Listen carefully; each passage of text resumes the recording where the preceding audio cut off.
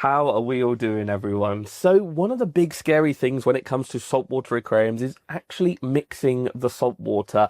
And it can seem daunting at first, but actually when you break it down, it is really easy. Using RO water, testing the salt, what else sort of things? Warming it up, mixing it. All of those things are actually really simple when you break them down into individual steps. So we are going to go through it all. And by the end of this video, you will not find salt water scary at all, or at least mixing it. Maybe keeping it's a little bit scarier, but mixing it, we'll have that down by the end of this video.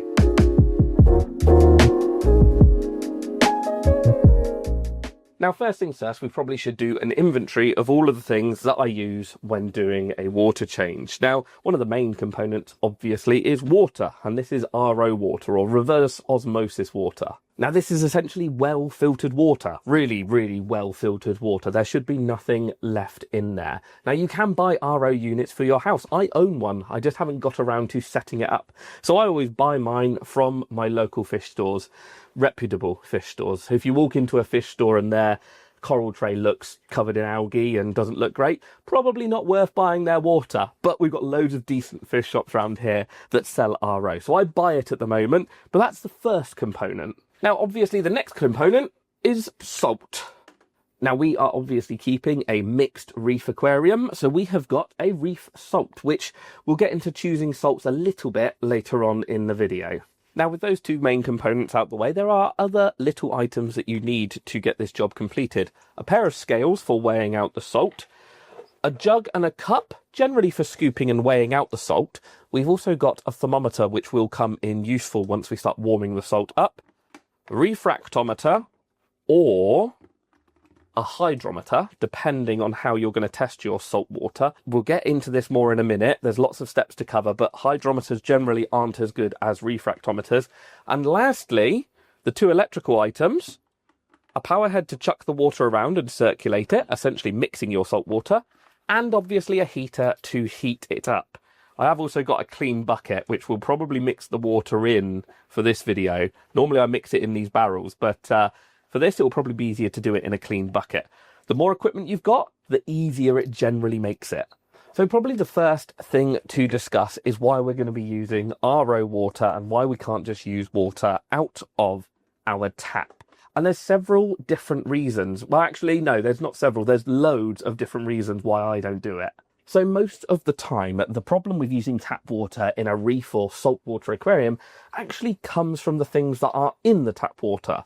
Most of the time it's things like chlorines or chloramines. Now, I know you can get treatments to make those sort of safe and get rid of them, but it's also the variable levels of alkalinity, magnesium. What else have you got? Nitrates and phosphates, different levels of pH. There are too many variables out there in the world to say that it is safe to start a reef tank off with just tap water. That is why RO water is a level playing field. In theory, if you're buying decent quality RO, well, it should be the same for everyone, and you're starting your journey off on a but a much easier start than trying to start it with tap water.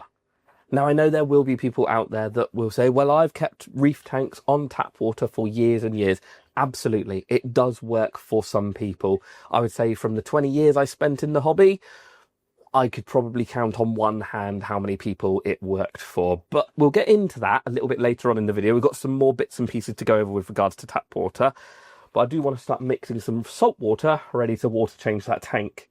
So whilst thinking about it, actually, there is a few different sort of caveats to that. Some people will keep a fish-only system, which, as the name suggests, is fish-only in a saltwater aquarium. As daft as that sounds. Anyway, where was I going with that?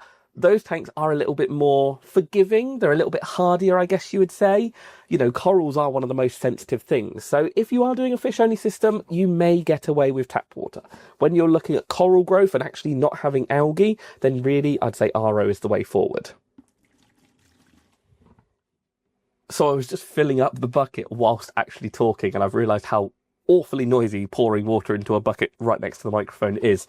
So a little story time. I actually used tap water many years ago in a reef tank of mine, and I reckon it lasted about 5 or 6 months. And I was honestly under the opinion that, yeah, everything's fine. Nothing's sort of causing any issues. There's no algae growth. The corals are all doing okay.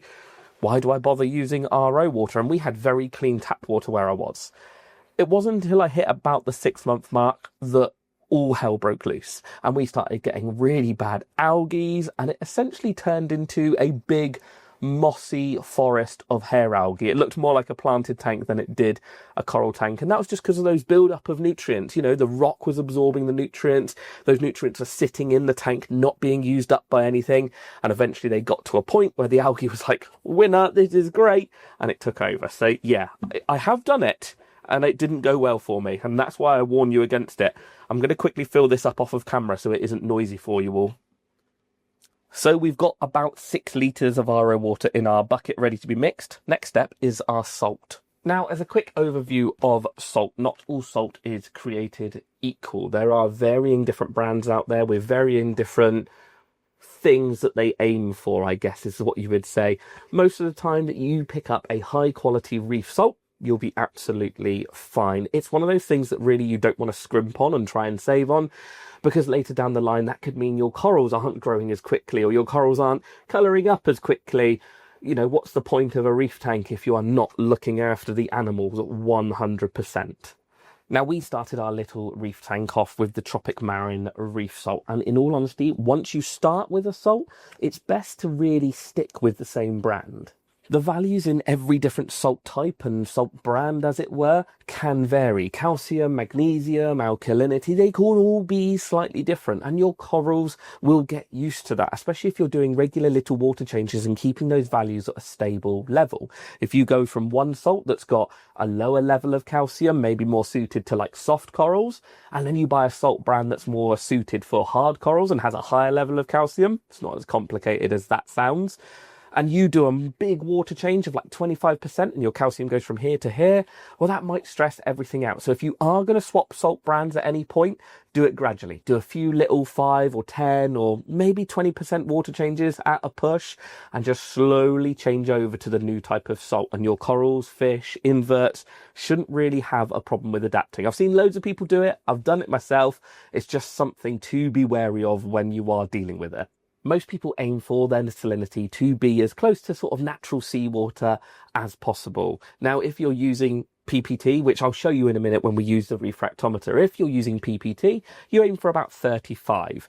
If you are aiming for specific gravity, which is SG, you're normally around the 1.025, 1.026 mark. If you are aiming to keep more unusual animals or animals from specific areas or specific types of animals, you may need to change this. Most of the time it's fairly sort of standard across the board, but it is worth researching what you are doing. I doubt anyone is going to be going off-piste and properly going for something weird and wonderful, but you never know. It is always worth checking what you are keeping and what they like to live in. So this brings us to measuring your salinity, and something like a refractometer compared to a hydrometer is going to be far more accurate. Yes, the price of these is a fair amount more than these, but when you're looking at a £20 coral to keep in your tank or a £30 coral, all of a sudden the money that you're spending on the refractometer compared to the hydrometer sort of becomes really irrelevant, to be honest with you. It's accuracy against affordability, and personally, save up a little bit longer and get yourself a refractometer. Hydrometers are cheap and in theory a little bit easier to use, but they can get affected by quite a few different things, to be honest. And there's certain ones as well that over time they start to drift and almost read higher than they're meant to. And this you cannot change on a hydrometer. Once it starts messing around, or once it starts like reading off a little bit, then it becomes a problem. This is a glass one, so in theory shouldn't be affected that much, but there's ones with swing arms that can be affected. There's just lots of different things that can be affected by them. And when you're keeping a full-on reef tank, I just really don't see the point in saving that money when it's all of 20, maybe £30. When it comes to a refractometer, you can recalibrate them. So you can mess around with them, and if it starts reading off, you can change it back to 0. And it's a very, very easy thing to do, which is actually one of the next things we need to do.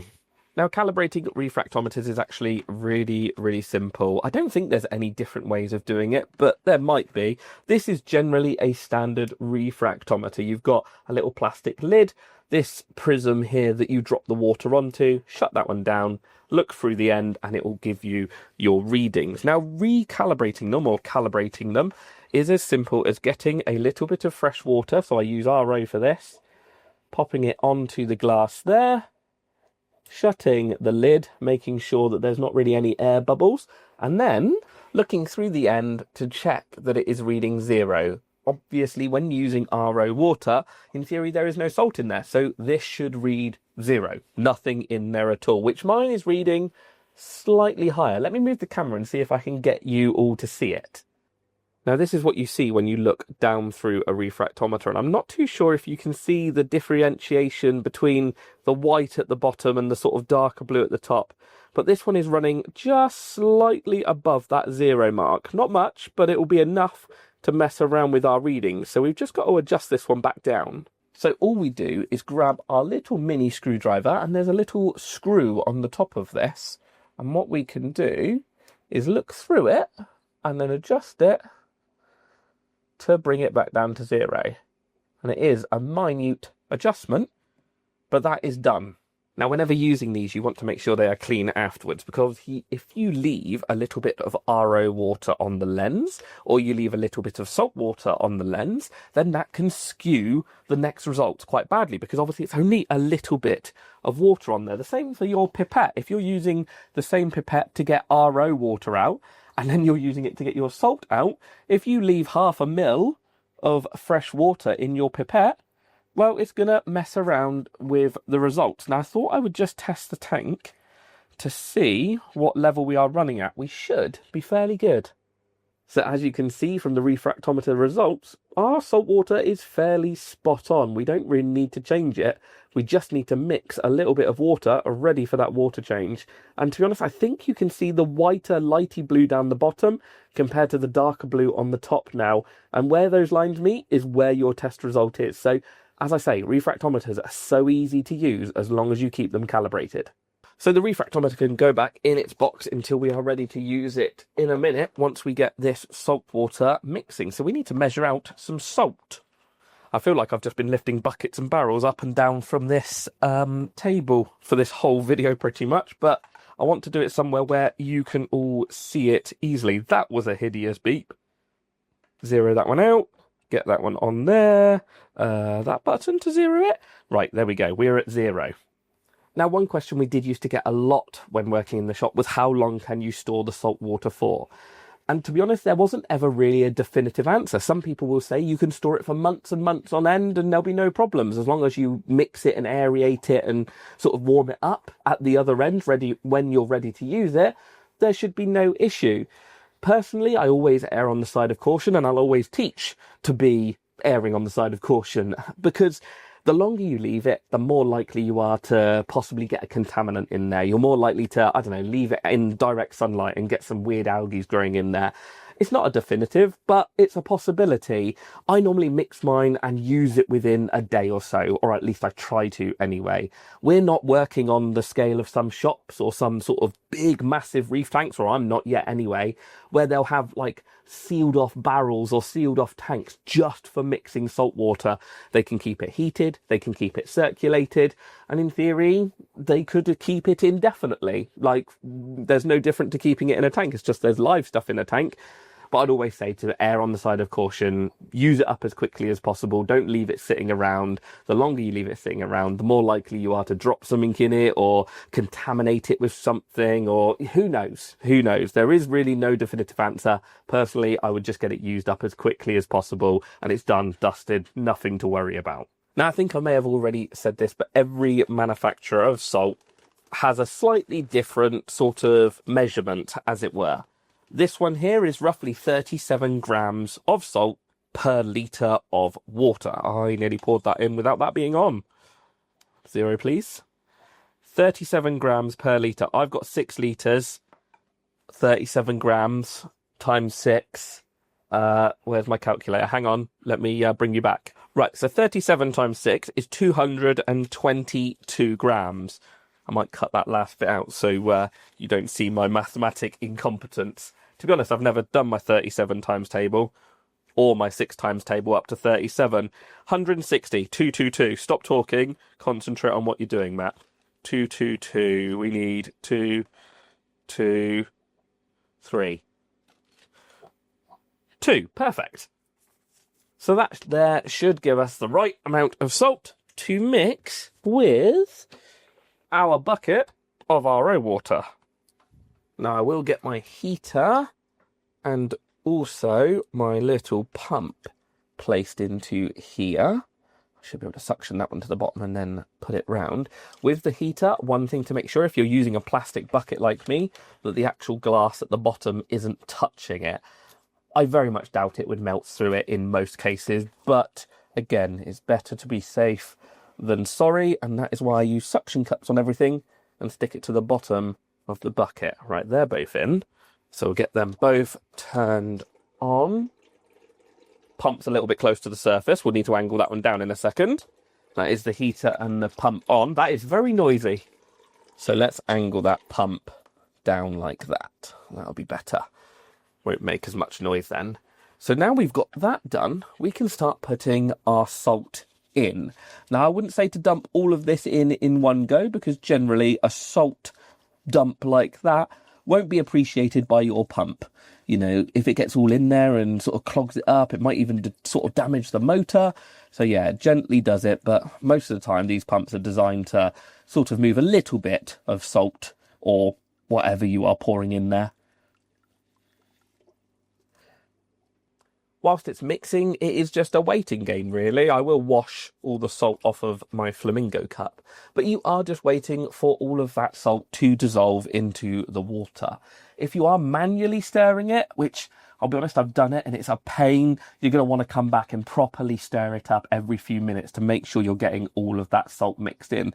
Even with a power head, you do get it settling on the surface, but that flow and that constant movement will eventually dissolve it. And to be fair, warming it up as well, I expect that will help it dissolve quicker.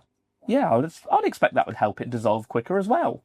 Now, as you can probably see in the bottom, we have still got a little pile of salt waiting to actually mix in and dissolve into the water. So we'll give this a little bit of time. We're just going to leave it sat here turned on, and I'll bring you all back in a couple of seconds, which is probably half an hour in the future, to see how we're getting on.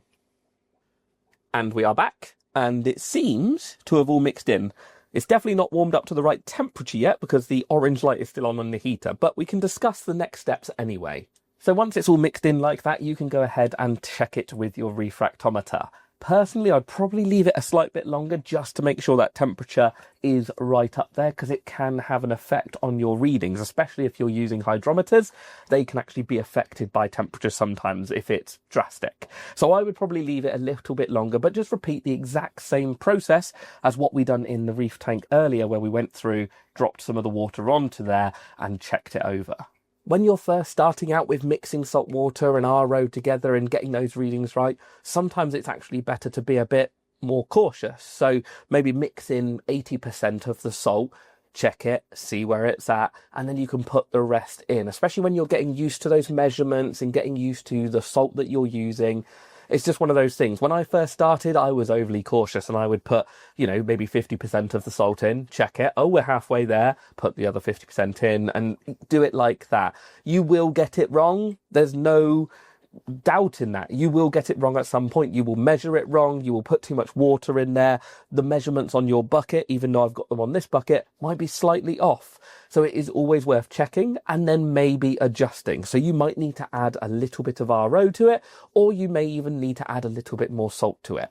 Just varies. Once you get used to it, it's really simple. I remember when I was back years ago keeping my saltwater aquarium, and I knew that one of my 25-litre barrels was a certain cup I had. Cup out the salt, pour it into the barrel, job done, no problems at all. It's just getting used to it. As with anything, the more you do it, the more you perfect it, the more you get used to it. It's simple. For argument's sake, let's just check it, because actually the heater has just switched itself off when I was looking into the bucket. So in theory, it is now up to temperature, and I didn't think it would be that quick. So pop a bit of salt on the refract, and let's see where we're at. So we are testing just under, I think. Hang on, let's get in the light. Yeah, just slightly under where we need to be. So that marking for 6 litres on the side of this bucket is probably slightly off. But that's no worries. We can put another scoop of salt in here, slightly bring it up a bit more, and away we go. I probably will leave it for a half hour just to churn over, just to make sure that it's all mixed in and the heat's up at the right level. But yeah, we are not far off for a quick video and for a quick measurement, I'm happy with that. That's good. Now, making sure everything is right in your freshly mixed saltwater is key to success. Obviously, if you went and dumped a load of water into this tank that was really a lot colder or maybe a lot hotter, that could have an effect on all of the corals, the fish, the inverts. You just don't know. All of them have different sensitivity levels and it could cause massive issues. So alongside salinity, alongside temperature, taking it slow, checking everything, testing everything and making sure everything roughly matches is going to be the best way forward. Freshly mixed saltwater can have a lot of differences when compared to your marine tank, and you'll read different advice on the internet as to when it is safe to use this. In theory, once you've got it circulated and all the salt is mixed and it's up to the right temperature, there's not a lot else you are waiting for it to do. It's just going to sit there and circulate. Personally, I leave mine most of the time overnight. Unless I've got a problem that I'm trying to fix and I'm like, yeah, I need to get that done, I will leave mine mixing overnight. That just means any sort of dissolved oxygen levels, CO2 levels, pHs can level out, all of the minerals can fully dissolve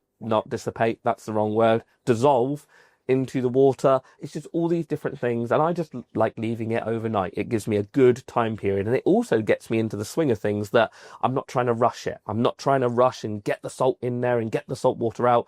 I'll mix it up the day before, leave it overnight, super. Job done. In the morning I can get a water change done and the water should be ready to go.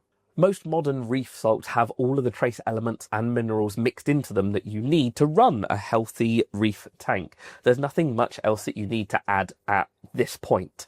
But as time goes on, if you've got a tank with lots of corals, a bit like mine behind me is starting to get to, you may find some of those trace elements and minerals actually start being used up quicker than others. That's where things like your test kits like these come in handy, because you can test your magnesium, your calcium, your alkalinity, and check that they are all going in the right directions. And then if you need to, you can use things like bottled calcium, bottled magnesium, or even things like Coral Boost, which has got loads of different trace elements in it, to ramp them back up again. It's quite good that I keep all of my stuff organised on shelves, but you can dose them instead of doing a water change. If you find that your calcium's dipping, then you can dose that and bring it back up. It's just something to keep an eye on, but it's normally a thing you get into further down the line once you learn how your reef tank is sort of working and what is being used up. One other random thing that I have just thought of while standing here and chatting to the camera is some salts actually can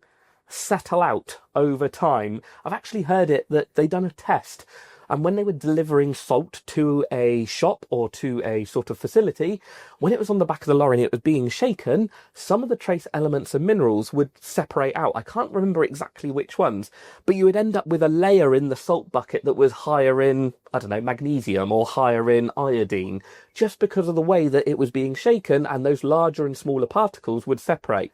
A bit like when you've got a bucket full of sand and pebbles. If you shake it, all the sand works to the bottom and the pebbles come to the top.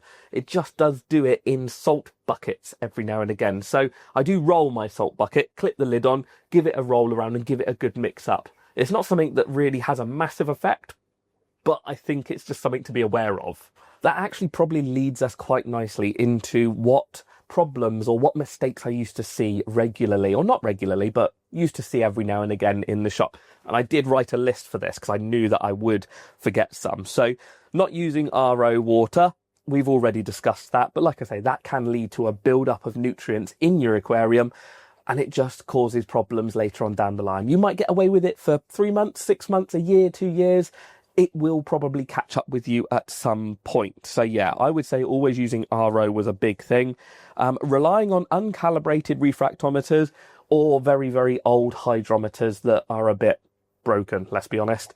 That was a big thing, because if you're not calibrating your refractometer, you're not getting the right test result. So that was a big thing as well. Rushing things, yeah, absolutely. Trying to get everything done in a short space of time. It doesn't work with reef tanks. It doesn't really work with freshwater tanks, but it especially doesn't work with reef tanks.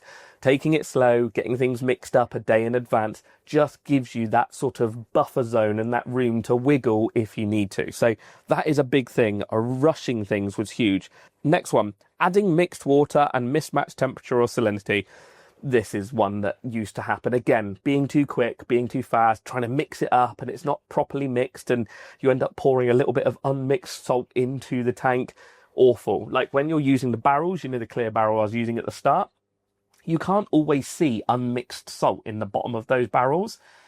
And I've heard of customers doing it where they look in the barrel, oh yeah, it looks like it's mixed. So they upend the barrel into their sump, and the last dribble of water out of that barrel is unmixed salt, just wet, gooey salt, and it just pours in, and yeah, it could cause all sorts of hassle. Take it slow, be steady, make sure everything is mixed before adding it to your tank. Using salt water for top-ups instead of RO. I know what I meant there. Evaporation. That's what I wanted to discuss. So evaporation in a saltwater tank is a funny one, and you may have already come across it. But evaporation in a saltwater tank, well, the salt doesn't evaporate. The salt stays in the tank.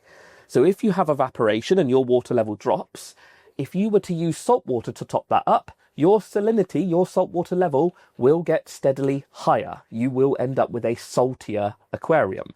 When you have evaporation, you want to top that up with unsalted water. This was a big thing because it is a bit of a weird one to get your head around. Like, I'm topping up a saltwater tank with fresh water, RO water. Seems a bit of a strange one, but it is definitely a thing that people used to have a lot of mistakes with. They would, keep pouring in the salt water as the tank evaporated, and lo and behold, 2 weeks down the line, 3 weeks down the line, their salinity is 10 parts or 20 parts way above where it needs to be. Everything's looking a little bit sorry for itself. And, well, that's the end of the reef tank, really, to be honest with you. So that's why checking and recalibrating and testing with a refractometer constantly is really key to success, because it stops you from losing track of where your salt level is. Now, failing all of that, you are looking at this video and you're thinking, do you know what? I want a saltwater tank, but I really don't want to mix the water. Well, there is an answer, and that is to find a local fish store, a decent quality local fish store, that mixes and sells their own salt water. Most of the shops have to mix it and use it on their own systems, so why not sell it to the general public? And we used to sell tons of it. We would have people coming in with 6 or 8 barrels on a trolley. What's that? 150, 200 litres of salt water in one sitting, and they would come and buy it and water change their enormous saltwater aquariums. If you want an easy life, then yeah, absolutely. I think it is good to know how to mix your own salt water and to check your own salt water. I think it is a key piece of information that you should know when keeping a reef tank. But if you want the easy life, then you could go out there and just literally buy salt water straight from the shop. Now, I think it's important to mention one last thing, because I know it will come up in the comments, and that is, Matt, can I use salt water from the sea for my saltwater aquarium? And the answer is yes, in theory. I have never personally done it. I've had a few customers who used to do it. I think the problem is it's weighing up the pros and cons. Personally, for me, when I think about it, there are just too many cons to risk all of these living things with something that I can pay a few pounds to get.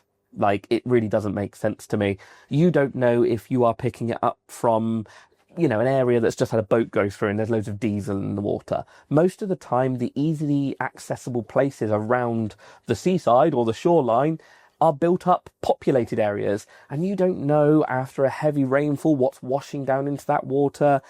It's just, I think, too risky for me. Probably 90% of the time it'd be fine, but it only takes that one time to wipe out your entire tank, and I just don't think it's worth it. I did have one customer many, many years ago who put salt water from the seaside into their aquarium, and over the next sort of 3 or 4 months, they started having native anemones popping up in their aquarium, and then all of a sudden, they took over. They were everywhere. I'm guessing the warmer water with these cold water anemones just made them go into overdrive, and they just started splitting and growing, and they were everywhere, and they infested his tank, and not in a good way. You'd think something growing like that would be a good thing, but it really wasn't. It just took over every coral in the tank, started, I guess, stinging the corals, because that's what anemones do, and they just wiped everything out. He probably pumped that water into a barrel, picked up a couple of anemones, tiny little ones, and off they went from there. So I just think there's too many risks to it. To put the other side of the story, I have heard of success stories with it, to be honest. I have heard of people doing well. I have also seen aquariums, like public aquariums. I remember going to La Rochelle Aquarium in France. Everything is pumped up from the sea into their aquarium and everything looked amazing. What you've got to remember, and that was the argument a few customers used, will public aquariums do it? What you've got to remember is their filtration systems, their sterilisation, their ultraviolet systems, before that water is used in the aquarium, are going to be insane compared to what we can provide at home. So again, I just think the risks are personally way too high. But hopefully this video has been useful and has maybe eased your mind if you're going to take the leap into salt water, or maybe it saved you a bit of money, because buying mixed salt water is definitely a little bit more expensive than mixing your own at home. But hopefully this video has helped. If it has helped, obviously subscribe, like, comment, all of those wonderful YouTube things that help me make more educational content and help us make more fish keepers succeed, because that is the whole point of this channel. I'm going to find somewhere to put my bucket of salt water so I can water change tomorrow. Maybe that's next week's video, or maybe the week after. Water changing a saltwater tank. To be fair, I think I covered that already in one of the videos. Anyway, I will have a look, and I will see you all in the next one.